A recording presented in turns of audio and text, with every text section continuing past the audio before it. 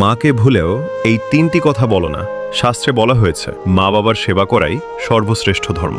যে মা তোমাকে জন্ম দিয়েছেন, বড় করেছেন, তার হৃদয়ে আঘাত দেওয়া মানে নিজের জীবন থেকে আশীর্বাদ দূরে সরিয়ে দেওয়া।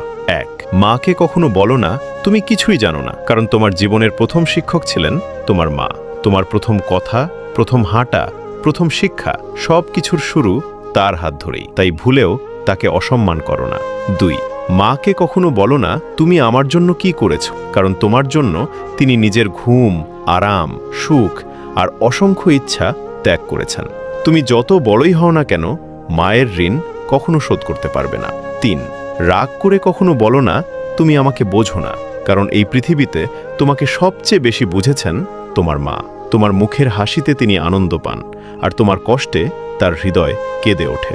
মা শুধু একজন মানুষ নন, তিনি আশীর্বাদ, তিনি ছায়া, তিনি ভালোবাসা, তিনি ঈশ্বরের অমূল্য উপহার।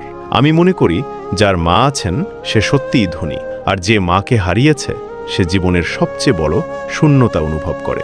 মাকে সম্মান করো, কারণ মায়ের আশীর্বাদের মধ্যেই ভগবানের কৃপা লুকিয়ে থাকে। কমেন্টে মায়ের জন্য একটি সুন্দর লাইন লিখে যান।